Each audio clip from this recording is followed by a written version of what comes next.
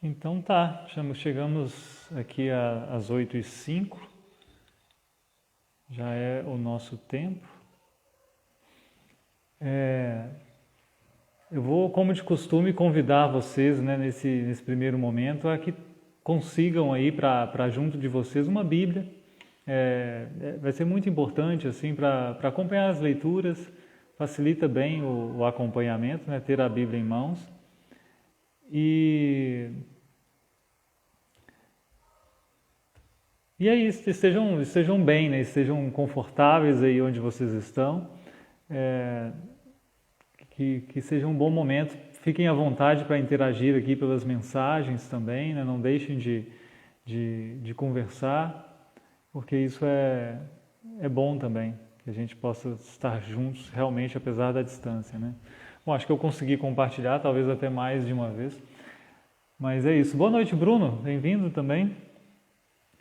E preparem aí o que vocês quiserem, né? Eu tenho meu chá aqui, que é do capim-limão, que a minha vizinha me deu ainda. Estou economizando ao máximo, porque é muito bom esse tal do capim-limão, eu não conhecia. E a Bíblia está aqui também, vou precisar. Vocês também, por favor, tenham a de vocês. E vamos lá, né? Vamos treinando assim para que quando a gente possa estar presencialmente juntos e talvez no modo híbrido, né? Presencial para alguns e transmitindo via Facebook para quem está distante ou não pode estar com a gente. Espero que a gente chegue no momento de fazer isso em breve. Mas por enquanto é o que temos. Vamos lá.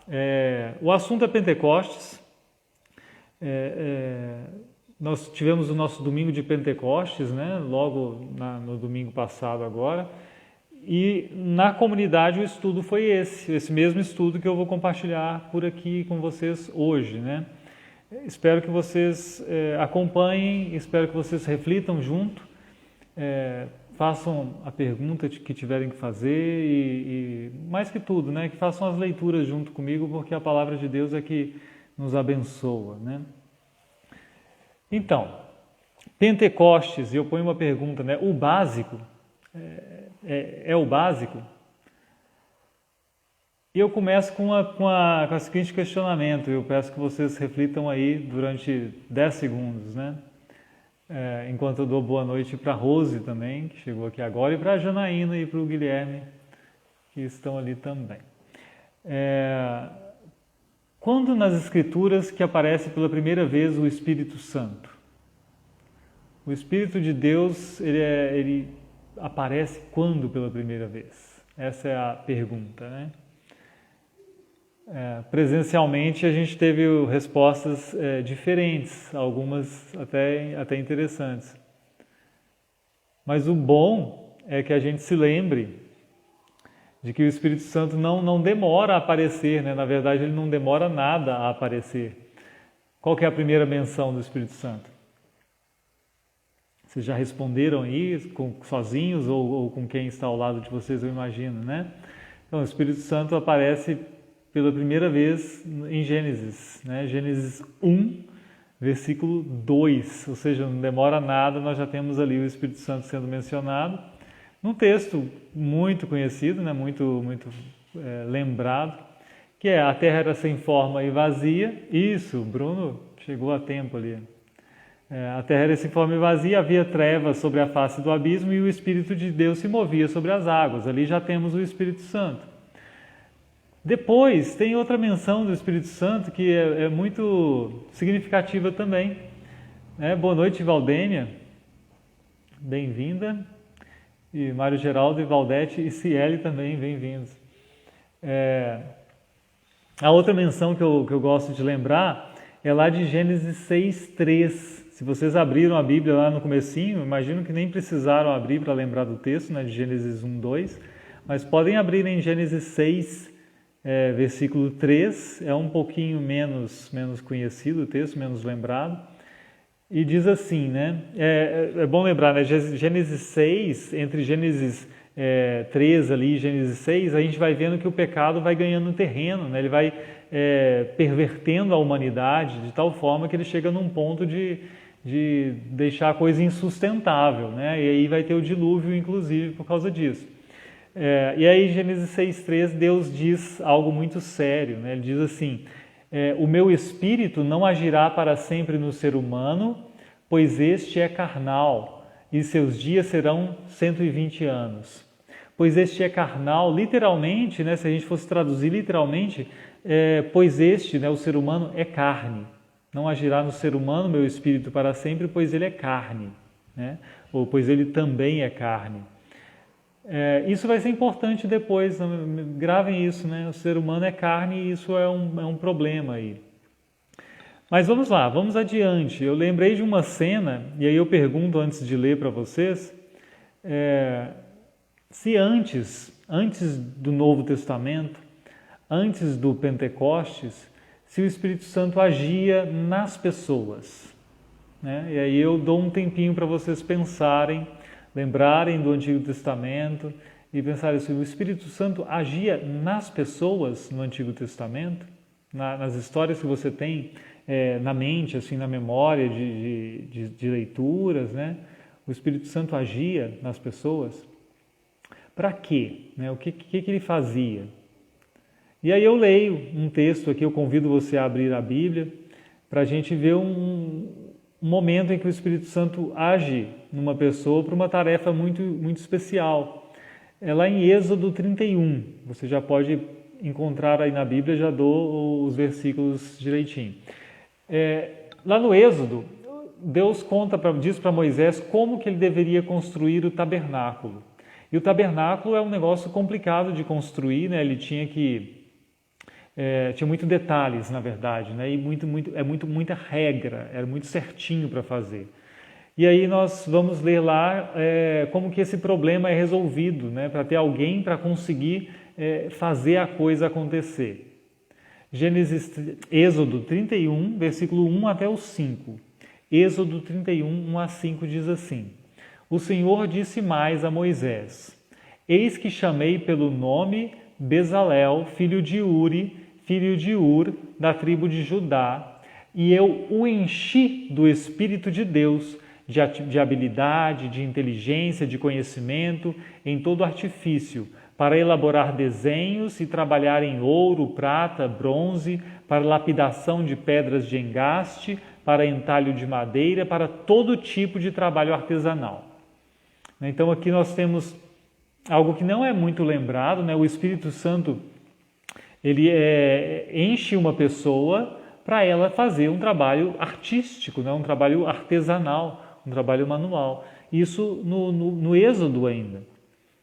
E aí nós lembramos que, de fato, o Espírito Santo agia nas pessoas no Antigo Testamento. Se a gente olha para depois do Êxodo, o que acontece depois, né? Que o pessoal entra na terra de Canaã. Vocês lembram da história? Eles não têm logo ali uma monarquia, né, de cara. Primeiro eles ficam organizados meio de um modo diferente, as tribos estão ali tentando conviver as pessoas, cada um meio que agindo da forma que acha sensata, e de vez em quando, como o povo peca e gera confusão, há um problema muito sério que acontece, invasão, inimigos que começam a vencer, qualquer tipo de dificuldade assim. E o que Deus faz? Não tem um rei para cuidar, né? Não tem um rei ainda, ele levanta juízes. E aí nós temos todo o livro de Juízes tratando disso. Problema, Deus levanta uma pessoa para resolver esse problema, a coisa se resolve aqui. Às vezes em outro lugar, problema, Deus levanta um juiz, chamado juiz, para resolver o problema. E assim nós temos, né, Jefté, Sansão, Gideão, Débora, isso vai acontecendo. E o que acontece? Esse juiz, sempre Deus diz assim, né, no texto, que ele encheu essa pessoa do Espírito, que o Espírito veio sobre essa pessoa para ela libertar o povo naquele momento, naquela ocasião. O Espírito vem sobre Jefté, vem sobre Gideão, vem sobre... E assim vai, né? O Espírito Santo para resolver um problema muito pontual. Mas tem mais uma situação em que mais gente também se vê cheia do Espírito Santo. E aqui tem algo muito especial, que é um texto que vale a pena a gente ler com atenção. E eu convido você a abrir. A gente volta do momento dos juízes, volta lá para o deserto de novo, né? livro de Números, capítulo 11, do 24 ao 29. Então vamos lá, Números 11, 24 a 29, a gente vai ver a presença do Espírito em outras pessoas, em mais pessoas ao mesmo tempo, e também a expressão de um desejo de que a presença do Espírito se ampliasse. Né? O primeiro desejo é expresso aqui. Vamos lá, Números 11, 24 até o 29. Diz assim: Moisés saiu e contou ao povo as palavras do Senhor. Ele reuniu 70 homens dos anciãos do povo e os pôs ao redor da tenda, a tenda do encontro. Então o Senhor desceu na nuvem e falou com Moisés, e tirando do espírito que estava sobre Moisés, o pôs sobre aqueles 70 anciãos, ou seja, o espírito agora que estava só sobre Moisés, está sobre 70 anciãos também. Quando o espírito repousou sobre eles, profetizaram, mas isto nunca mais se repetiu. É interessante, né? Ele vem e age naquele momento e pronto. Mas tem mais. Porém, 2 homens ficaram no arraial. Um se chamava Eldade e o outro Medade. O Espírito repousou sobre eles, porque estavam entre os inscritos, mesmo que não tivessem ido até a tenda. Ou seja, era para eles estarem ali, mas não foram até a tenda. E eles profetizaram no arraial, mesmo à distância ali eles profetizaram. Então um jovem correu e anunciou a Moisés: Eldade e Medade estão profetizando no arraial. E aí Josué, filho de Num, auxiliar de Moisés, nós sabemos que vai ser o sucessor de Moisés depois, um dos escolhidos respondeu e disse: Moisés, meu senhor, ordene que parem com isso. Porém Moisés lhe disse: você está com ciúmes por mim? Né? Esse ciúme assim, porque o Espírito achou que era só para mim, né? E agora tem mais gente. E aí Moisés expressa um desejo muito bonito. Eu gostaria que todo o povo do Senhor fosse profeta, que o Senhor lhes desse o seu Espírito. Né? Olha só, não é uma profecia ainda, mas Moisés aqui no deserto ainda já expressa essa vontade de que o Espírito não tivesse só sobre pessoas específicas, sobre um grupinho, né? Mas que estivesse agindo em todos. E aí, séculos depois, né? Isso aqui é um desejo, a coisa vai acontecendo, o Espírito vai agir nos profetas, vai agir em reis, vai agir nos juízes, como nós vimos, mas chega Joel com uma profecia sobre o tempo de mudança, né? E Joel, que é um livro muito curioso, né? Joel conta a história do povo sendo destruído, né? Tendo suas lavouras, suas riquezas destruídas por causa de gafanhotos. E aí, em certo ponto, ele diz assim: mas haverá uma mudança, mas a coisa não vai ficar assim. E chega num ponto que essa mudança vai ser mais mudança ainda. E aí ele diz sobre a vinda do Espírito, sobre os últimos dias, né? E aí ele conta, e acontece Joel 2, 28 até o 29, eu vou ler aqui só, Joel 2, 28 e 29. E acontecerá, depois disso, que derramarei o meu Espírito sobre toda a humanidade. Os filhos e as filhas de vocês profetizarão, e os seus jovens terão visões. Até sobre os servos e sobre as servas derramarei o meu Espírito naqueles dias. Bonito isso, bonito de se ler, e tem um detalhe aqui. Lá no comecinho ele diz, né, derramarei o meu Espírito sobre toda a humanidade aqui. Se a gente for traduzir literalmente, o termo aqui é carne.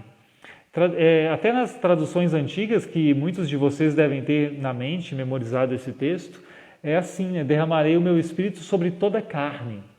E por que eu gosto de lembrar disso? Não é só para dizer que não é humanidade literalmente, por causa daquele versículo que a gente leu lá em Gênesis 6:3. Em Gênesis 6:3 dizia o que? O meu Espírito não agirá para sempre no ser humano, pois este é carne. Né? E agora diz Deus, séculos depois, né, muitos séculos depois, que derramarei o meu Espírito sobre toda a carne. O ser humano continua sendo carne, Mas agora há uma mudança, haverá uma mudança, né? Joel não está dizendo o que está acontecendo aí já, ele está dizendo o que os olhos dele como profeta já veem adiante. E aí ele diz sobre toda a carne. Sobre toda a carne. Haverá uma mudança então. Se Deus não, o Espírito não agiria porque a carne agora vai ser derramado sobre toda a carne, por quê? O que muda nessa história, né? O que muda para o Espírito agora poder e Deus querer que o Espírito dele continue sobre toda a carne e haja sobre toda a carne, mesmo sendo carne? E a mudança, nós sabemos muito bem, está em Cristo, né? O que Cristo fez quando ele assume a carne humana, né? João 1,14, né? E o Verbo se fez carne e habitou entre nós. Aí está um ponto de viragem, nós vamos de mudança da história, né? E aí Cristo morre em nosso favor, ele vai ao céu e aí ele vai enviar o seu Espírito sobre a carne, né? Ele possibilita isso, essa nova participação, essa nova realidade para essa carne que é realmente corruptível, mas que vai sendo transformada, né? E que estamos numa preparação para a transformação final.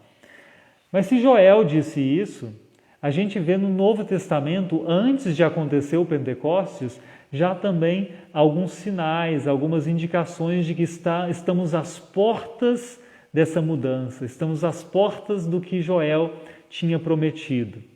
Lá por exemplo, né, João Batista, vocês lembram bem que João Batista falou muito disso, antecipou o que viria a acontecer, por exemplo, em Marcos 1. Marcos 1, versículo 8. João Batista diz: eu batizei vocês com água, ele, porém, os batizará com o Espírito Santo. Quantas vezes João Batista disse isso, né? A gente tem isso bem registrado. E é um aviso, né? Está para acontecer essa presença do Espírito muito maior entre nós. Jesus também, né? Já antecipou que isso viria. Ele prometeu claramente, né? Eu vou, mas enviarei outro Consolador. Ele falava sobre o Espírito, mas de outras formas também. Por exemplo, em Marcos, para a gente continuar em Marcos 10, 19, 20. Né? Marcos 10, versículo 19 até o versículo 20, diz assim, né? E quando entregarem vocês, não se preocupem quanto a como ou o que irão falar, porque naquela hora lhes será concedido o que vocês dirão. Afinal, não são vocês que estão falando, mas o Espírito do Pai de vocês é quem fala por meio de vocês.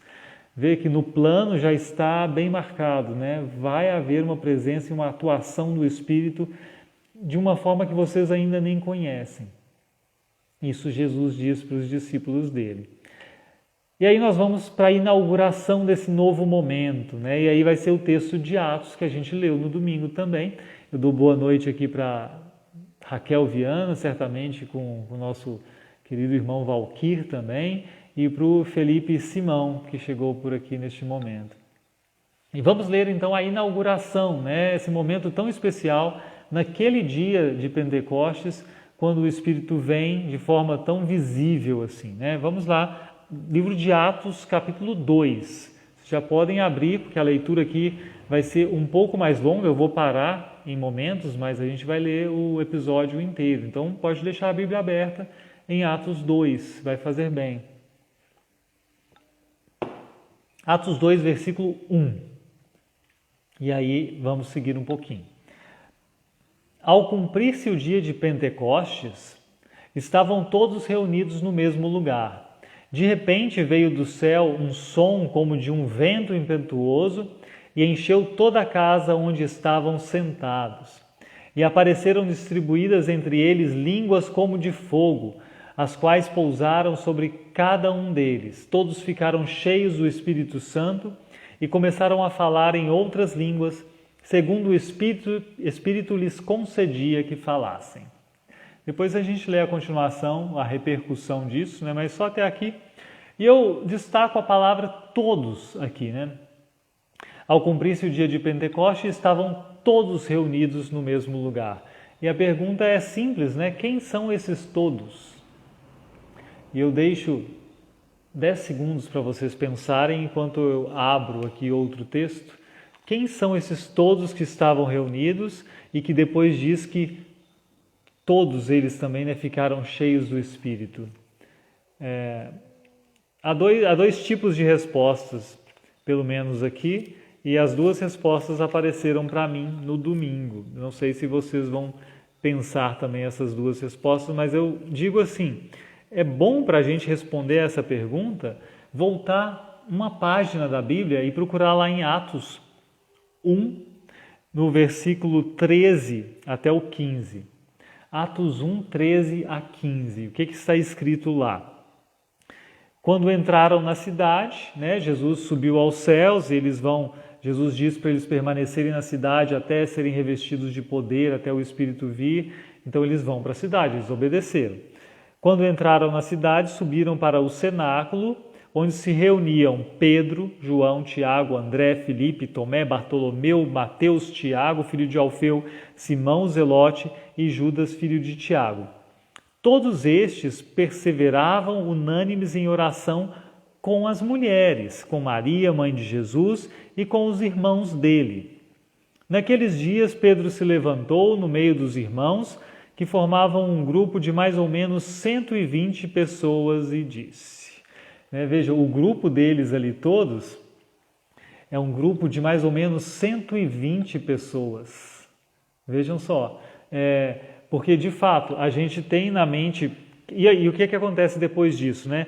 E aí Pedro se levanta, ele fala para essas 120 pessoas que são os que estão reunidos lá, e aí ele comenta que Judas pereceu, né? Judas se perdeu, óbvio, e precisavam um substituto para completar o número dos 12, e eles vão tirar sortes, a sorte cai sobre Matias, e então eles têm 12, finalmente, né? De novo. Ponto final. Capítulo 2, ao cumprir-se o dia de Pentecostes, estavam todos reunidos no mesmo lugar.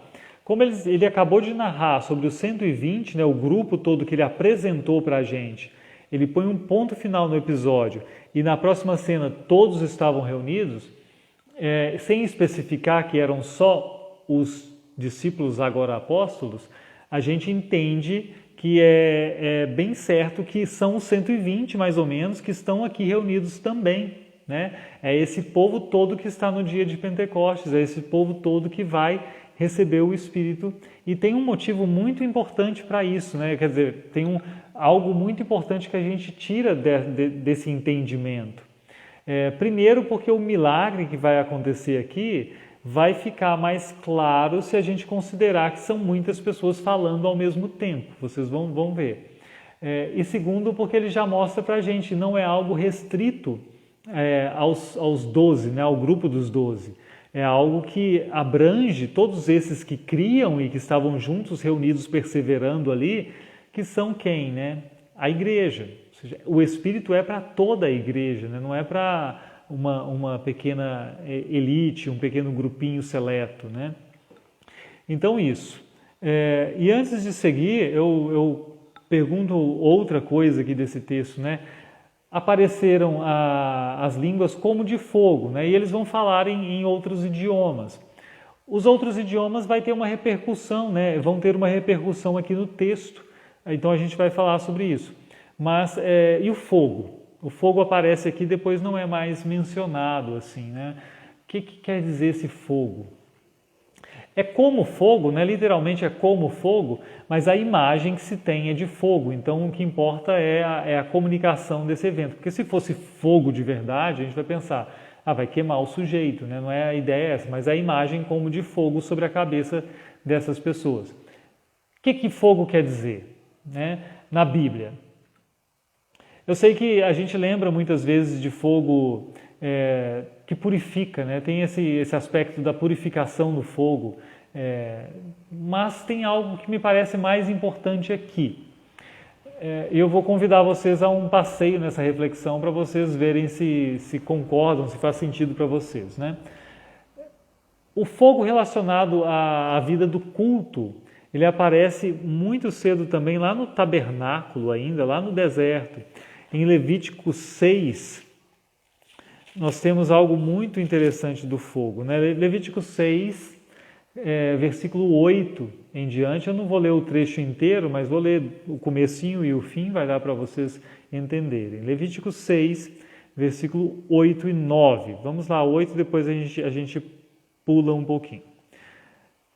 O Senhor disse a Moisés: ordene a Arão e a seus filhos, dizendo: esta é a lei a respeito do holocausto. O holocausto é o sacrifício totalmente queimado, né? O holocausto ficará sobre as brasas do altar toda a noite e até pela manhã. E o fogo do altar nunca poderá ser apagado.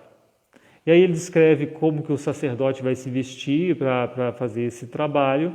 E lá no versículo 12 ele arremata, né?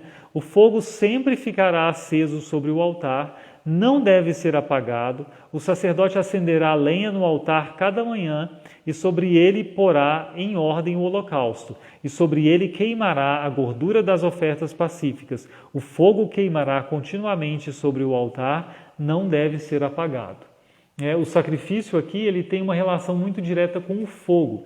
E isso vai acontecer em diversos outros momentos no Antigo Testamento, tanto antes do templo, tanto já no templo, né? Eu leio, por exemplo,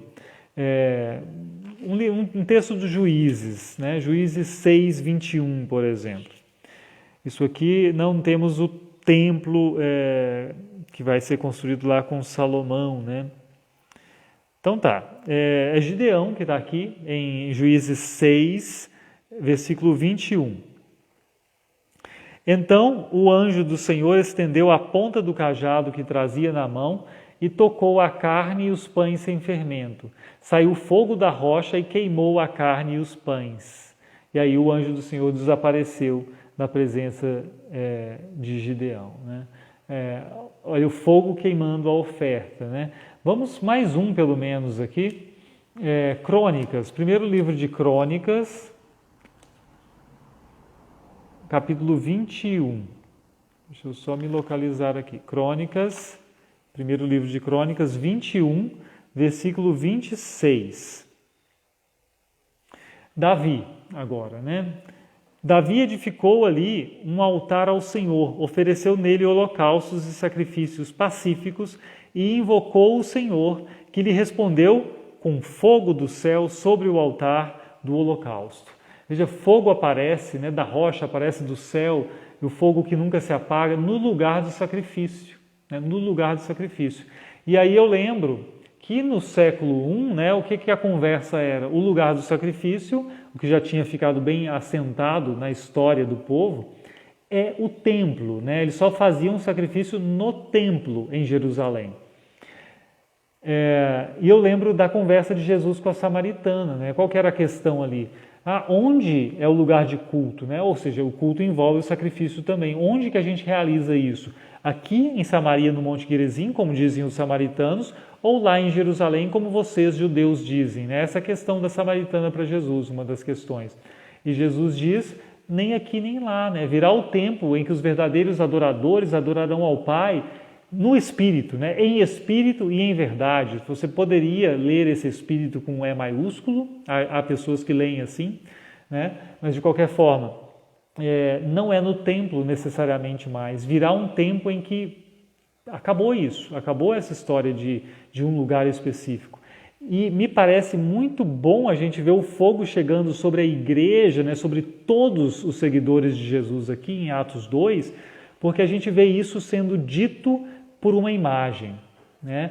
Não se preocupem onde está o fogo de Deus, não é lá no templo em Jerusalém, e o fogo da igreja não chega lá em Pentecostes e percorre a rua e chega num templo e uma casinha para dizer assim: agora aqui é a igreja cristã, aqui vocês realizam o culto. Não, o fogo fica sobre as pessoas que creem, né? Isso diz claramente: aqui está o templo agora é de carne, né? O templo é gente. E aí nós vamos lembrar de Paulo dizendo que nós somos templo do Espírito Santo. Nós vamos lembrar de Paulo também, já que a gente pensa no fogo do sacrifício, convidando a gente a que a gente se coloque como sacrifício vivo, né, diante de Deus. Isso tudo é possível pensar a partir desse fogo no Pentecostes sobre a igreja, né? Eu acho muito bonito a gente pensar isso. Mas aí agora a gente vai passar para o que aconteceu com os idiomas, né? Eles falam em outros idiomas, né? Não é um só idioma diferente, né? São uma variedade de idiomas que estão sendo ditos ali, idiomas humanos, o que fica claro aqui do que segue, né? Estavam morando em Jerusalém judeus, homens piedosos, vindos de todas as nações debaixo do céu. Isso aqui eu comento, né? Só porque apareceu uma pergunta durante o culto do domingo, que é a seguinte questão: o que esse povo está fazendo lá, né? Duas questões são interessantes. Primeiro, que a festa de Pentecostes é uma das 3 mais importantes do povo até ali, né, no Antigo Testamento. Então, isso fazia com que mais gente estivesse ali. As pessoas faziam uma jornada para estar em Jerusalém nesses momentos de festa.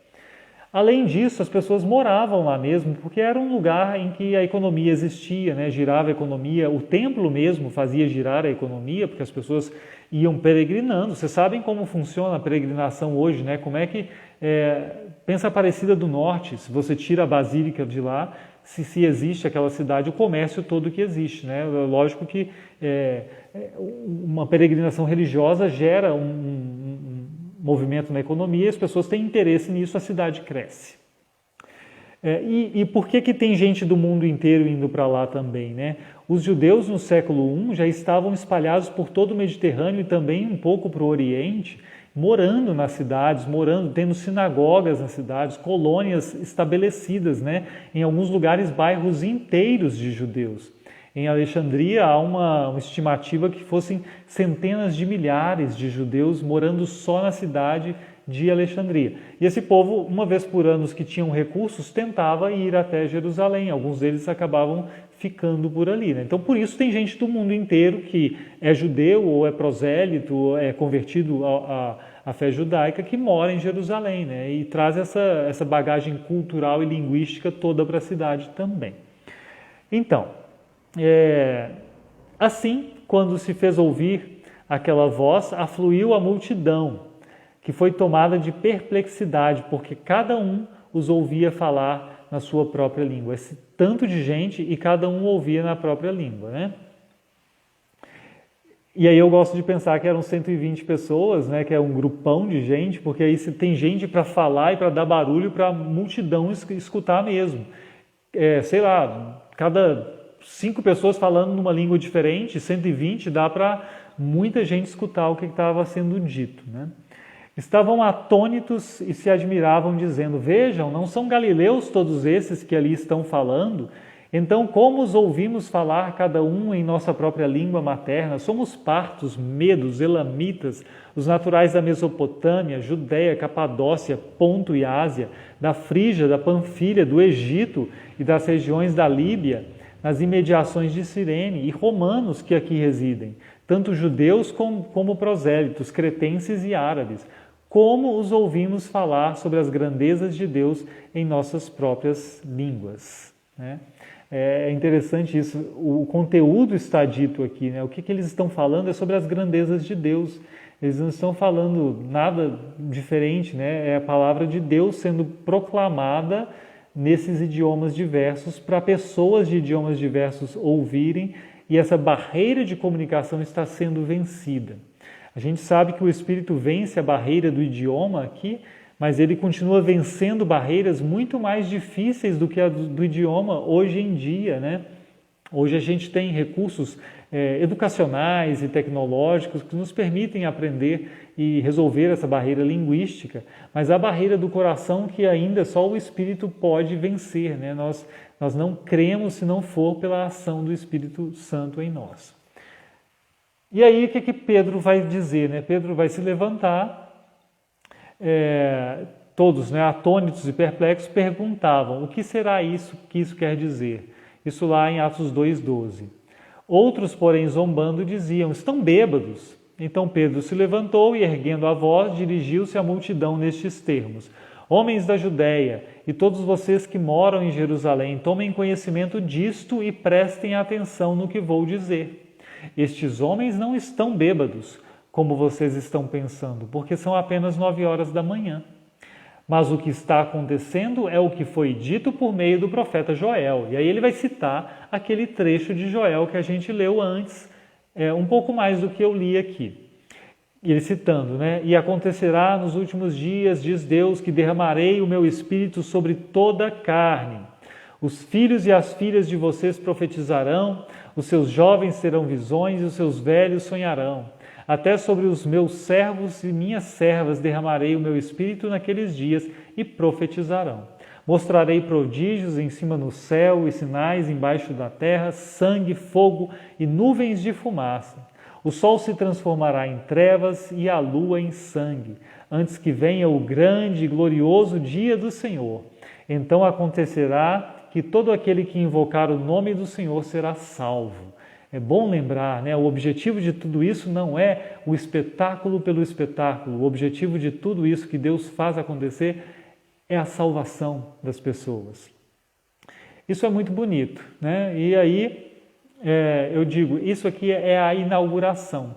Nós não esperamos que isso que aconteceu naquele dia de Pentecostes, volte a acontecer, né? Não é como foi em Pentecostes que aconteça novamente. Não o visual, não o espetáculo. Aquilo era para marcar o início de uma nova realidade. O que tem que acontecer entre nós é o resultado dessa nova realidade, desse dia de Pentecostes, da vinda do Espírito. Isso tem que acontecer, né? Que o Espírito continue vencendo as barreiras dos corações para que a mensagem tenha efeito, né? Isso é a igreja vivendo hoje o resultado do Pentecostes. Mas eu faço uma pergunta aqui para vocês, né? E eu vou de novo 10 segundos para vocês pensarem um pouquinho, refletirem. O que tem de novo aqui, né? E o que tem de novo a partir do Pentecostes? Eu pergunto isso lembrando do que a gente leu no início do estudo.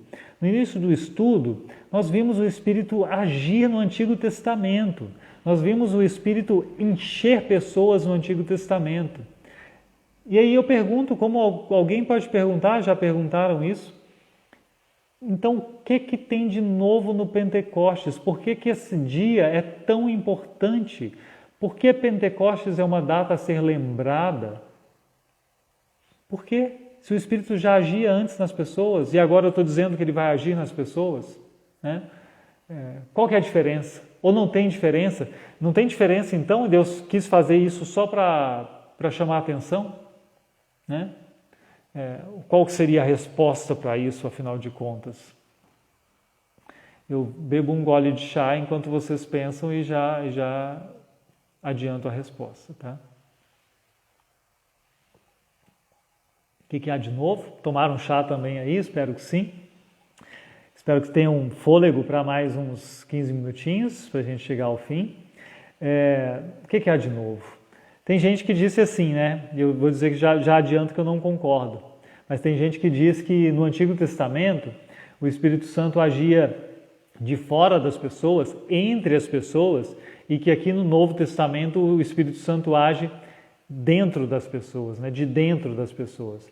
Eu não concordo com essa explicação, porque no Antigo Testamento nós temos as pessoas sendo enchidas pelo Espírito, né? A gente viu lá no Êxodo o artífice sendo cheio do Espírito.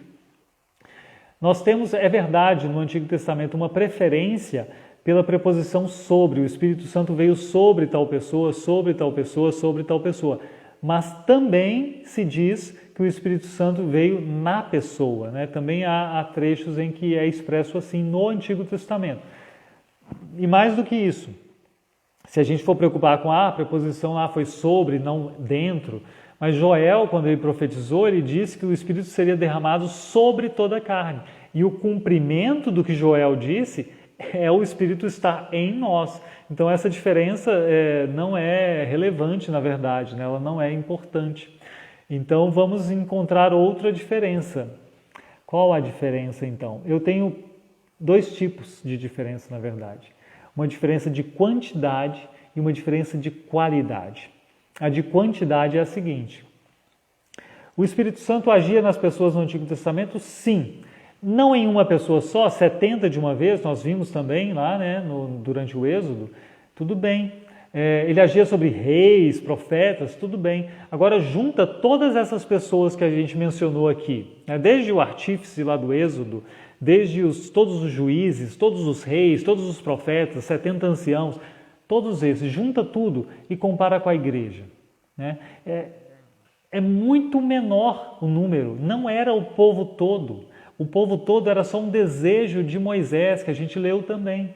Na verdade, o Espírito Santo agia sobre pessoas específicas, em ocasiões específicas, para tarefas específicas, né? Não é a ação do Espírito Santo, como a gente vê aqui a partir do livro de Atos, na igreja como um todo, no povo de Deus como um todo. Não tem limite mais de gente, este ou aquele, para todos os que creem, né? Essa diferença de quantidade que eu digo.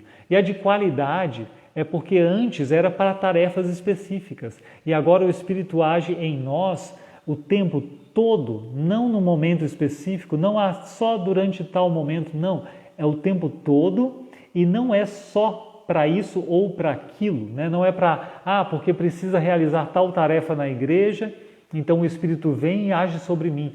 Não, o Espírito age sobre mim só para eu vir para o culto. Também não, ele age sobre você de segunda a segunda, né? No seu trabalho, na sua família, né? Na sua casa, na rua. O Espírito age sobre a igreja e ele faz a igreja ser igreja de segunda a segunda.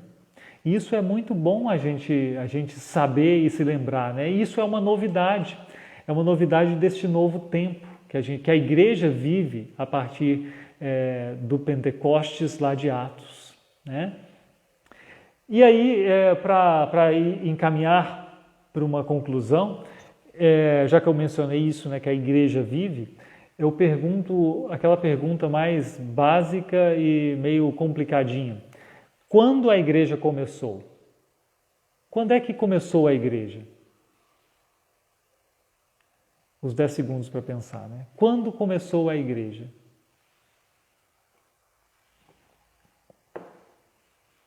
Geralmente, as pessoas respondem assim, né? Quando Jesus veio, já Jesus com os discípulos. Outros vão pensar, não, ali ainda não. Começou com o dia de Pentecostes, os discípulos agora com o Espírito.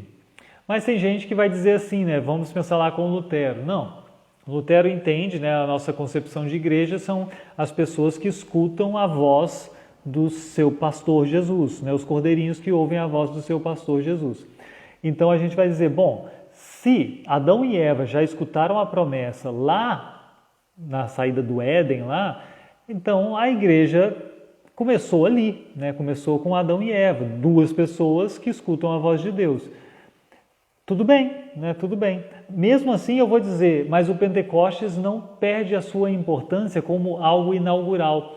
A igreja não começou no Pentecostes, ok, mas a igreja começou a ser igreja como nós a conhecemos naquele dia de Pentecostes, porque foi naquele dia de Pentecostes que nós chegamos à etapa final, né? De lá para cá, a igreja não muda sua condição de habitação do Espírito, a igreja como um todo, né? Então não tem novidade mais.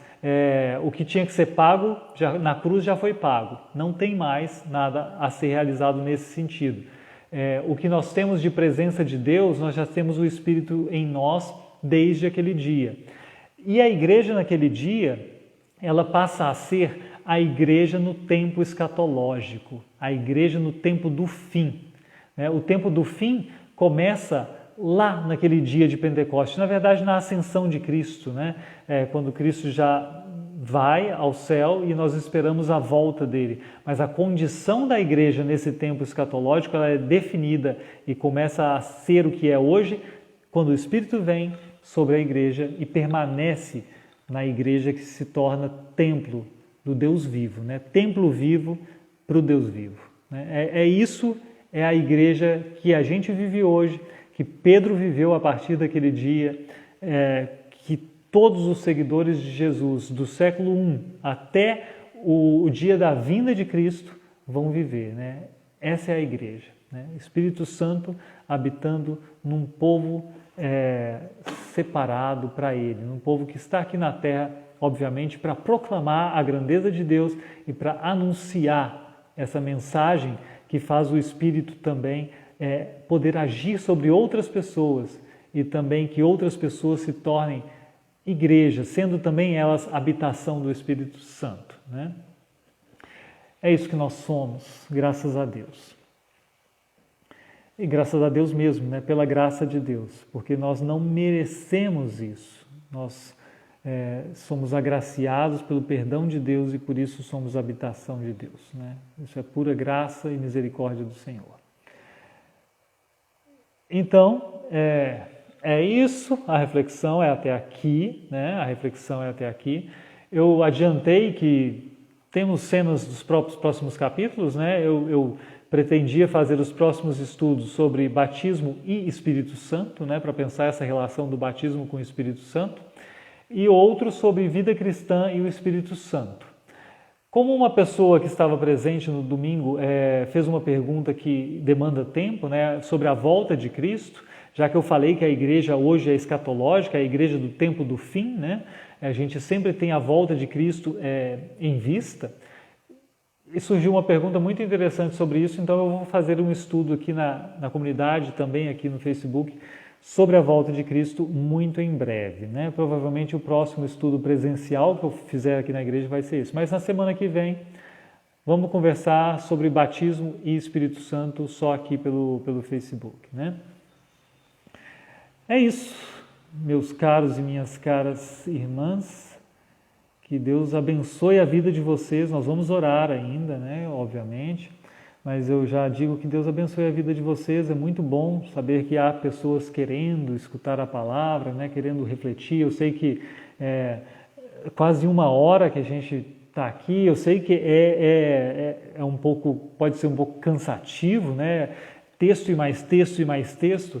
Mas eu sei que a palavra de Deus tem o seu efeito em nós e meditar sobre ela nos ajuda, né? Nos ajuda a viver a fé, nos ajuda a continuar caminhando, né? E a não esquecer das verdades fundamentais que a gente vive. Nós vamos orar. Eu não sei se há algum motivo específico, novo, né? Mas de qualquer forma, todos os motivos que a gente sempre tem nestes dias, né? Pela nossa situação difícil que é vivida, não só no nosso país, como no mundo.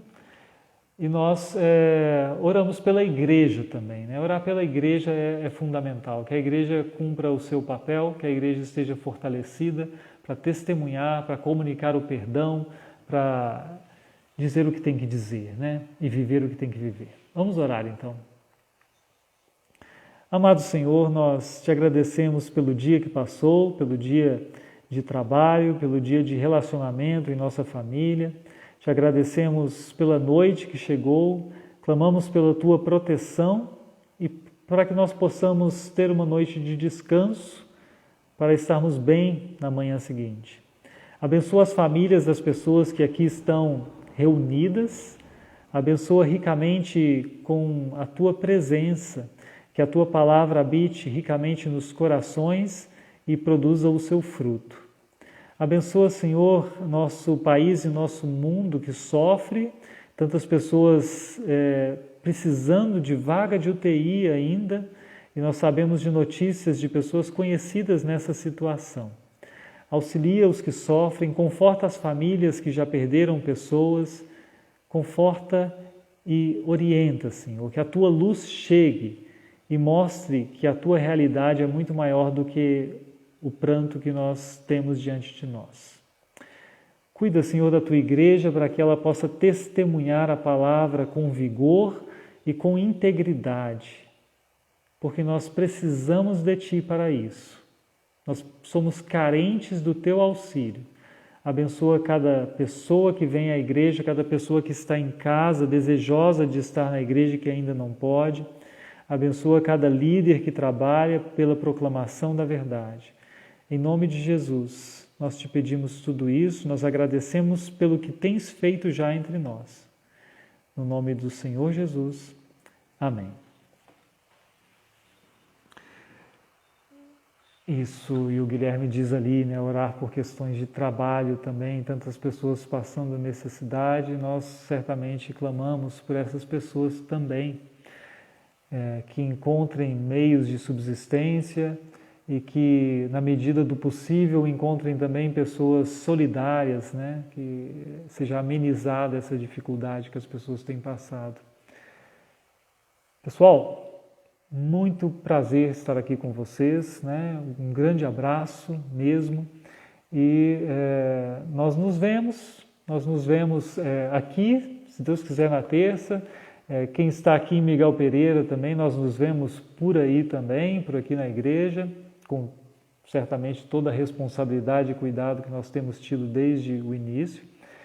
E que Deus os abençoe. Um grande abraço. Espero um dia tomar um chá presencialmente com vocês, né? Não só os de perto, mas também os de longe.